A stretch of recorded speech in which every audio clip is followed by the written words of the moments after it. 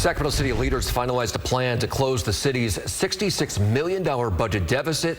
The new budget does involve getting rid of some jobs. The council has debated over parts of the spending plan for weeks now. KCRA 3's Andres Valle is live outside of City Hall. So Andres, I know you've been following this closely. What was the final vote tonight?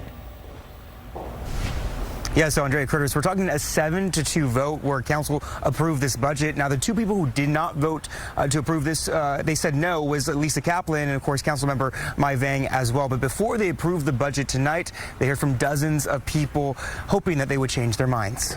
It's okay to change your mind. Sacramento City Council meeting disrupted as dozens voiced their opinion over the city's budget Tuesday night. And it's not what the community wants. The community has told you what they want, and we expect you to listen. Council voted to approve the $1.7 billion budget in a 7-2 vote, with council members Mai Vang and Lisa Kaplan voting no. We need to have the courage to absorb PD vacancies in the police department. If we're not bold enough to do that, I can't support this budget. I can't support something that says it's an oxymoron when we talk about we support diversity and equity and inclusion, yet we're eliminating the community ambassador stipends from the areas that we need to hear most from. The city council has met to finalize a budget that would close the city's $66 million budget deficit. This budget contains a lot of difficult decisions and trade-offs, but it advances council priorities and preserves core services. The approved budget would save violence prevention programs, restore recreational swim hours at city pools,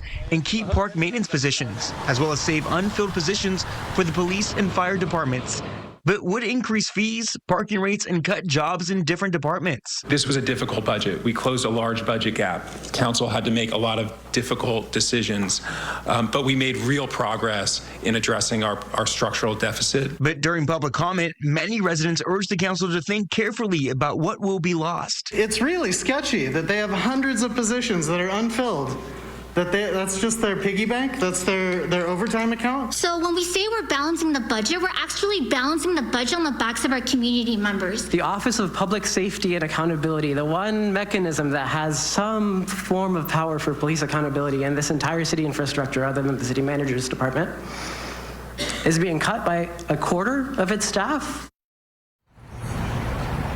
Now, that new budget will go into effect on July 1st, but you got to keep in mind the city is dealing with a structural deficit, which means their spending outpaces revenues. Now, the city expects to have another deficit, about $36 million next year. Live here in downtown, Andres Valle, KCRA.